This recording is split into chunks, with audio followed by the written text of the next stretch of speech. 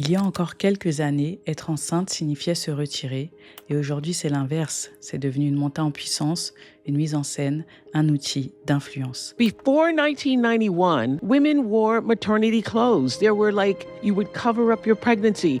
Rihanna, Beyoncé, Kylie Jenner, toutes ont transformé leur grossesse en stratégie d'image, et ce ne sont plus les seules. Il y a les influenceurs, les entrepreneurs, toutes celles qui ont une audience se sont emparées de cette stratégie. Et au vu des réactions, des likes, des ventes, ça fonctionne. Mais ce levier de pouvoir peut aussi devenir une faiblesse, malheureusement. Il peut propulser ta carrière comme la briser. Donc dans ce premier Doc Analyse, on va explorer comment les femmes ont transformé la grossesse en outil d'influence.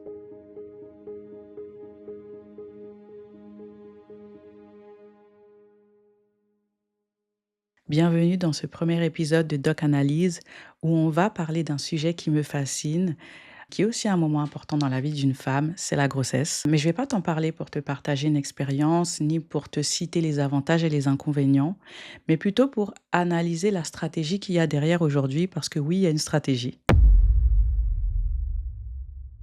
Pendant longtemps, la grossesse relevait de l'ordre de l'intime. On ne se montrait pas trop en public, on s'en cachait presque, on portait des vêtements amples. Il y avait cette espèce de honte à l'époque, je me souviens. C'est comme si la grossesse prouvait que tu avais eu des relations sexuelles visuellement. Il y avait la preuve en fait. Et ça, c'était valable aussi bien en Occident comme dans beaucoup de cultures, quoi. Vraiment, on n'en parlait pas, on ne se montrait pas, ou alors on attendait que le ventre soit bien formé pour en parler. Par exemple, dans beaucoup de pays d'Afrique, même jusqu'à aujourd'hui, on attend le 3e, voire le 5e mois pour en parler.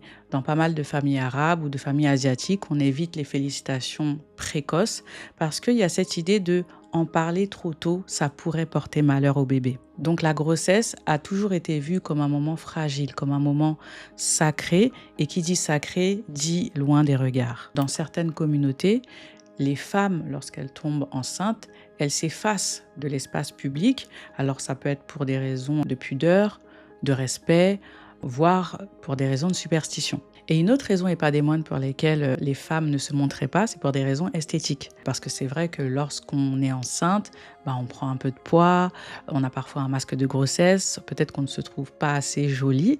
Et c'est un problème pour les célébrités, puisqu'elles sont dans des métiers d'image où elles doivent sans cesse performer la féminité, performer la désirabilité, et en plus elles sont sexualisées.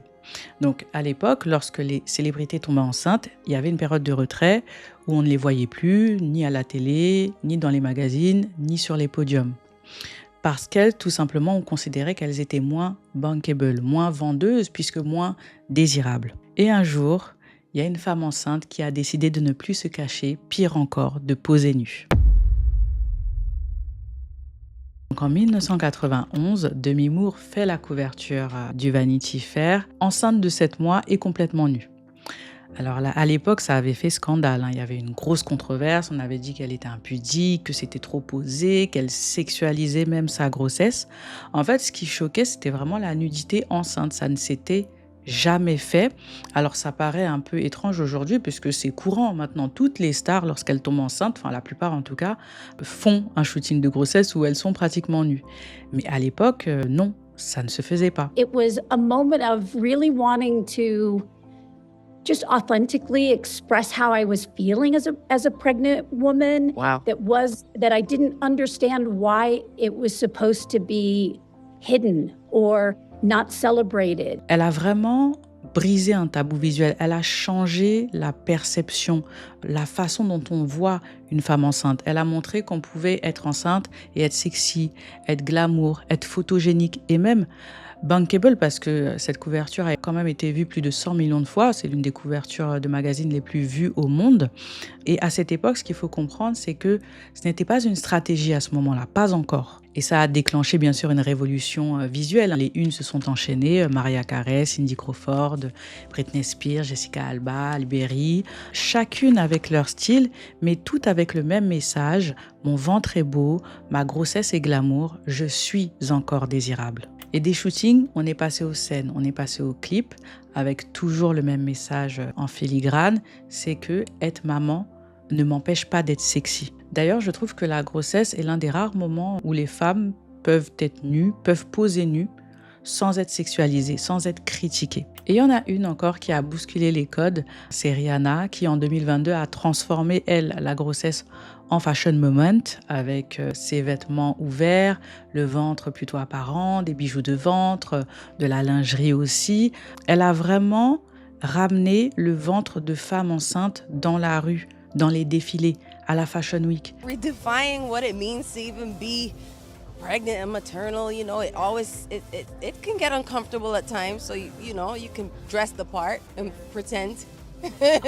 Donc on est vraiment passé de la femme enceinte qu'on ne voyait nulle part à la femme enceinte qu'on voit en couverture des magazines jusqu'au ventre de femme enceinte dans la rue et même à la Fashion Week. Et ça fascine, ça attire les clics, ça attire le regard, ça attire énormément d'engagement. Ça, je pense que vous avez pu le remarquer.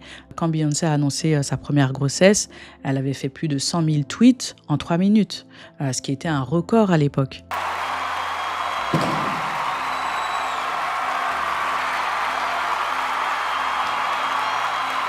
Et je pense que la raison pour laquelle la grossesse crée autant de bruit, crée autant d'émoi, c'est parce que la plupart des femmes veulent être mamans ou le sont déjà.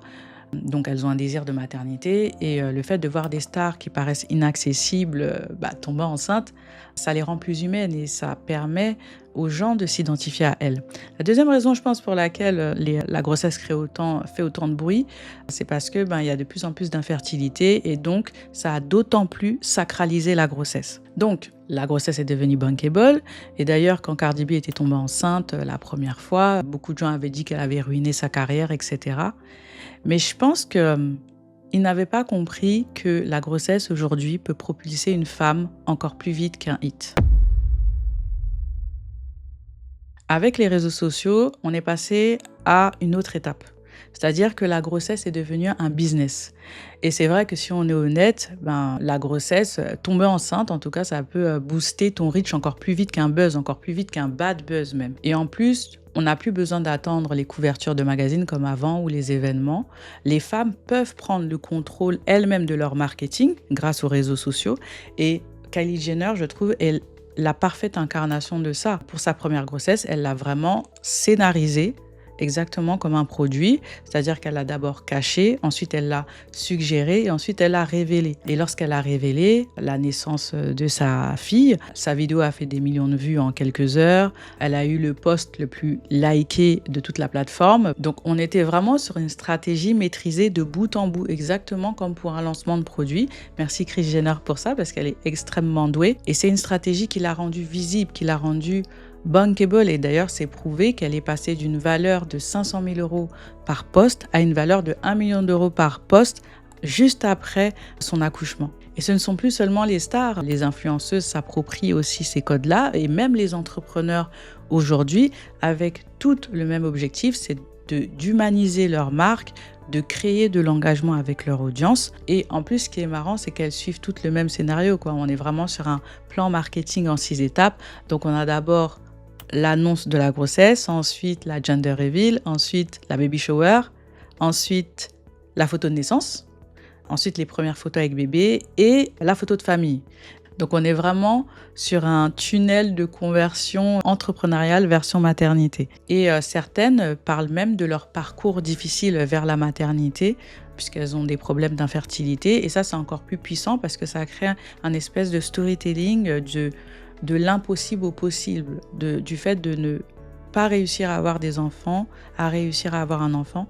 Et ça permet à beaucoup de femmes qui passent par ce genre de difficultés de s'identifier à elles. When I saw what you were going through in terms of taking the medications, doing the daily shots, knowing that IVF and all this stuff wasn't really something that you naturally wanted to do, but you did it for me. You showed me a new level of love that Don't you start. That I'd never seen before. Thank you, baby. Donc la grossesse est utilisée pour vendre, ça permet à de nombreuses influenceuses de faire des partenariats avec des marques pendant cette période, ça permet à des entrepreneurs de lancer des coachings ou des e-books sur ce sujet-là, voire même de lancer un produit en annonçant sa grossesse, comme a pu le faire Anifa, l'entrepreneur qui a lancé une collection de prêt-à-porter tout en annonçant sa grossesse, qui a rendu sa collection visible. Rihanna a également créé une ligne de lingerie pour maternité. Ce que je remarque également, c'est que très souvent, la deuxième grossesse a moins de buzz. Alors, si on prend l'exemple de Kylie, la première, c'était un phénomène. La deuxième grossesse, ça a fait moins de bruit. Alors moi, je pense que c'est parce qu'il y a moins l'effet de surprise. Petite exception à la règle, Beyoncé, qui a captivé aussi bien pour sa deuxième que sa première grossesse. Mais je pense que c'est parce qu'elle a eu des jumeaux, donc effet de surprise aussi. D'ailleurs, Beyoncé, elle a eu 2 stratégies différentes concernant ses grossesses. La première grossesse, elle avait une stratégie, bien sûr, mais elle ne montrait jamais son ventre nu, que ce soit sur scène ou même dans ses interviews. Et d'ailleurs, son ventre s'est plié lors d'une interview et on l'a accusée suite à ça de fausse grossesse. Et comme il y a eu ce petit souci, pour sa deuxième grossesse, elle a totalement changé de stratégie et lorsqu'elle l'a annoncé, elle a directement fait un shooting floral où elle était complètement nue, où on pouvait vraiment voir son ventre nu et on voyait très bien que c'était une vengeance en fait, c'était une réponse symbolique, c'était une façon de dire « je vous montre ce que vous avez osé remettre en question ». Mais c'était aussi une preuve qu'elle a succombé à la pression sociale. Pour montrer qu'on est enceinte, il faut donc montrer son ventre, mais pas n'importe lequel. Il faut qu'il soit bien haut, bien gros, bien rond, pour qu'il soit instagrammable. Pourtant, dans la vie de tous les jours, il y a plusieurs types de ventres. Il y en a qui sont plus ovales, il y en a qui sont plus en bas par rapport à d'autres. Mais sur Instagram et sur les réseaux sociaux, de façon générale, on ne valorise qu'un seul type de ventre. Et ça, c'est la problématique justement. À partir du moment où on crée une stratégie d'image sur n'importe quelle chose, ça devient automatiquement un standard de beauté. D'ailleurs, la plupart des femmes annoncent leur grossesse quand leur ventre est photogénique. Et ça crée une double pression sociale puisque avant, il fallait être enceinte et se retirer. Aujourd'hui, il faut être enceinte et belle. Donc, on a créé un nouveau standard de beauté où on est enceinte et toute maquillée.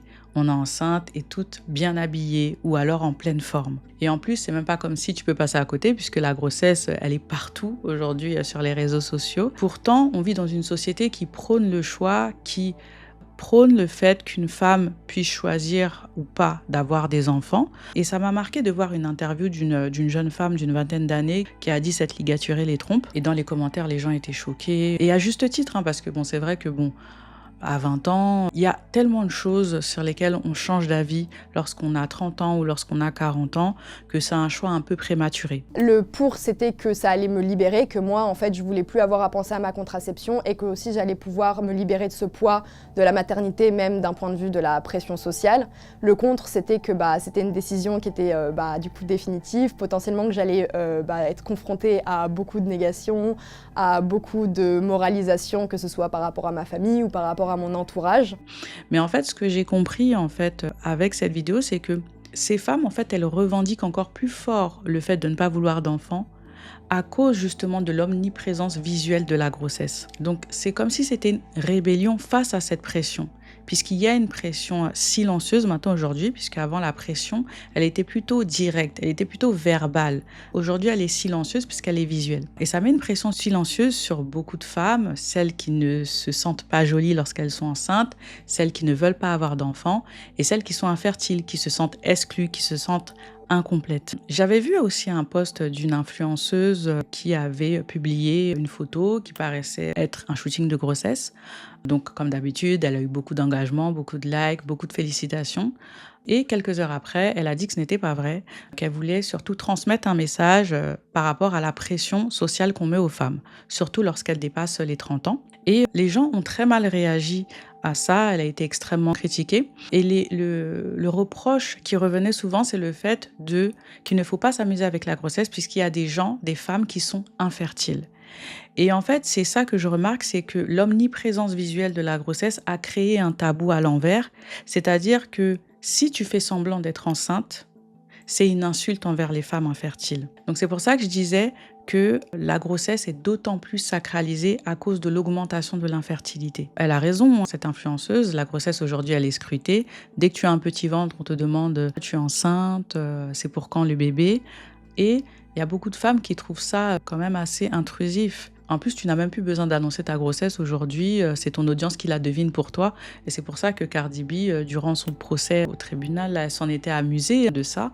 Donc, elle a joué sur les rumeurs autour de sa grossesse. Elle ne l'a pas révélé tout de suite. Elle l'a révélé après. Et en plus, c'est pas pour rien, d'ailleurs, qu'elle a révélé qu'elle était enceinte juste avant son album. C'était fait exprès, c'est parce qu'elle sait que la grossesse est bankable. Et il y a un autre biais qu'on n'a pas encore abordé, qui est plus sournois, plus invisible, parce que si certaines gagnent en pouvoir, d'autres au contraire en payent le prix.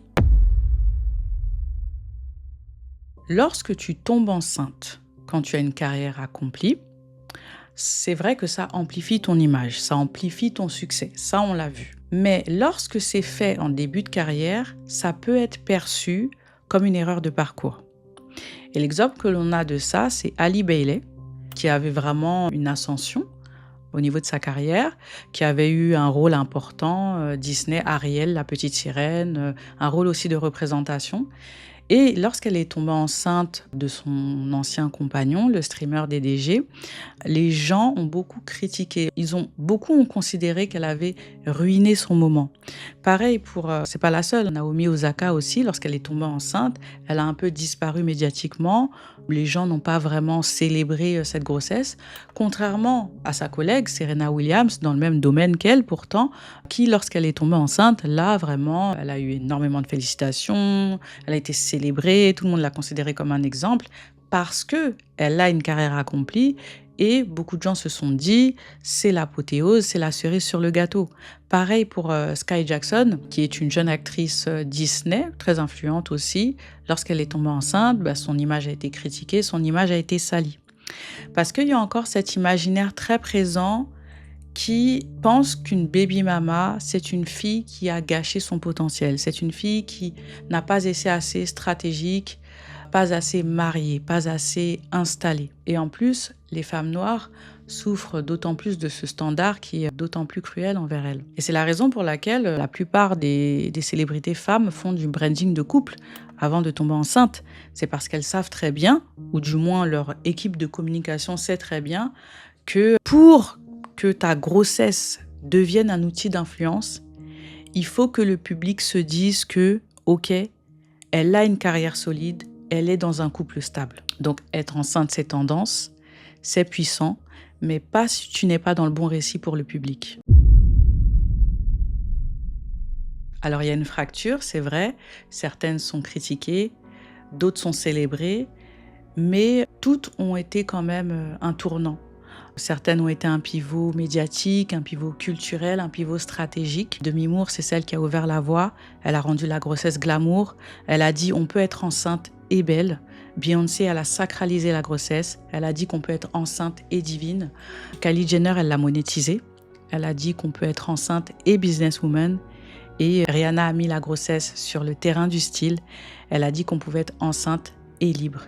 Et ce que je remarque, c'est que la grossesse, la stratégie de la grossesse en tout cas, révèle ce qui est important pour toi, révèle ce que tu veux dire au monde à ce moment-là. Si pour toi c'est la liberté qui est important, dans ta stratégie marketing par rapport à ta grossesse, c'est ce que tu vas mettre en avant. Mais toutes en tout cas ont le même message implicite, c'est que je suis enceinte et je peux tout faire. Donc il y a des revers, certes, il y a des inconvénients à cette stratégie. De toute façon, il y a des inconvénients à tout. Mais elles ont toutes, à leur niveau, brisé un tabou. Elles ont transformé une contrainte, ce qu'on considère comme une contrainte biologique, en symbole puissant. Et je pense que c'est la loi d'influence féminine qu'on peut retenir aujourd'hui. C'est que tu peux transformer une contrainte en mythe. Et la grossesse, c'est certainement le mythe le plus puissant du pouvoir féminin moderne. You revolutionized that. And I don't know if, younger people understand that it all started with you in that cover. So we have you to thank for that. Well, I'm grateful. And every time, by the way, now that I see someone do a picture where they're celebrating their body, it just fills me with such joy. Yes. Really, yes. I feel so deeply humbled by it. Donc partage-moi ton avis. Est-ce que tu es pour ou contre le marketing de la grossesse? J'en ai parlé à pas mal d'amies. Certaines m'ont dit qu'elles étaient plutôt contre parce que, elles considèrent que la grossesse, c'est de l'ordre de l'intime, qu'elles n'aiment pas les shootings grossesse ou du moins, en tout cas, elles n'aiment pas le fait de publier sur les réseaux sociaux des photos de grossesse. Moi, je suis plutôt pour. J'aime énormément cette stratégie. C'est d'ailleurs pour ça que je l'analyse aujourd'hui. Mais dis-moi si toi, bah, tu comptes faire un shooting grossesse, si tu comptes le partager sur les réseaux sociaux, ou alors si tu l'as déjà fait, si tu as déjà des enfants. En tout cas, ce que je veux ici à travers ces doc analyses, c'est pas seulement décrypter, mais t'aider à voir les stratégies invisibles et t'aider à reprendre le pouvoir sur ton image, sur ton histoire et sur ton influence. Donc, je te remercie d'avoir vraiment suivi ce Doc Analyse, ce premier épisode de Doc Analyse. Et on se retrouve bientôt pour le suivant, pour une nouvelle histoire d'influence, une autre femme et un autre pouvoir.